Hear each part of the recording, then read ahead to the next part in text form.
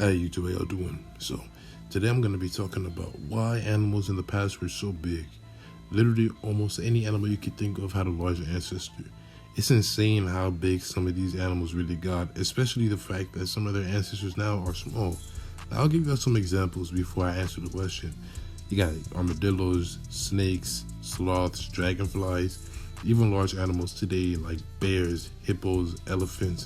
They had huge ancestors. Like armadillos, for example. Armadillos, they're not big animals at all. Even the giant armadillo, which weighs about 40 to 70 pounds, isn't that big compared to their giant ancestor.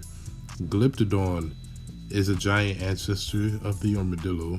It was a large armored animal that was about 5 feet tall, 9 to 11 feet long, and weighed 2 tons. We got snakes. I mean, not all snakes are small. Some snakes can go from a couple inches to 25 feet long. It depends on the species. And I've mentioned this snake already in my extinct animals you've never heard of video, but the snake that I'm mentioning again is Inv.Doboy. It was about 50 feet long and possibly weighed 1.25 tons. This is crazy. Sloths, they're not big either. Sloths, very slow animal, but Megatherium, or the giant sloth, was about 12 feet tall and weighed about 4 tons. That is 10 times the size of today's sloths. Think about that. 10 times the size. And then we got dragonflies. Dragonflies, insects. Not big at all. Not big at all. But there once was a dragonfly known as Meganeura that lived millions of years ago. That was huge compared to today's dragonflies. These monstrosities could grow up to 40 centimeters long and had a 70 centimeter wingspan. Now, you may not think that's big, but for an insect, that is huge. That is the largest insect ever discovered. So let that sink into your brain. And even larger animals had giant ancestors. As I said, bears, they're not small, but you had Arctotherium, which was the largest bear ever discovered, between 11 to 14 feet tall and weighing about 3,000 pounds. Possibly, this is the largest land carnivore ever discovered. And then there's rhinos. These animals are already big, but now imagine a rhino ancestor being about 15 to 18 feet tall and weighing 15 to 20 tons.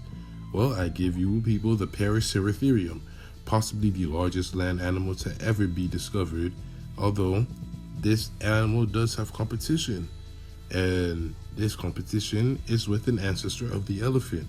Now, the elephant is the largest land animal on the planet, but they had an even bigger ancestor. Meet the Paleoloxodon. I talked about this animal in my Ice Age animals that you never heard of, but Paleoloxodon was about 15 to 17 feet tall at the shoulder, and they weighed about 22 tons. Now, here's the question. Why are animals so big in the past? Well, for starters, herbivores were bigger. As you noticed in the list, the herbivores were so big because of an abundance of food. Now, why was there so much food? Well, because of the oxygen levels. Earth had way more oxygen in the past than it does today, and oxygen plays a big role in the growth of animals. But what does oxygen have to do with plants? Well, it's simple. We breathe in oxygen and we breathe out carbon dioxide.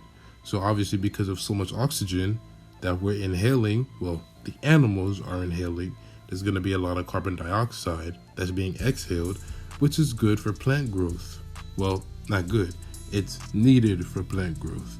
And the bigger the animal, the more food needed, obviously. So it's just a cycle.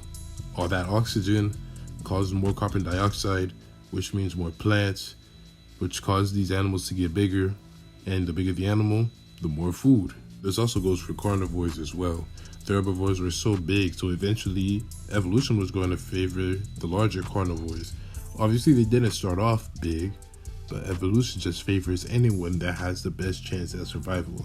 And if you don't think evolution is real, you need a slap in the face, because evolution is real. But anyways, that's all I got for you today, so I'm out.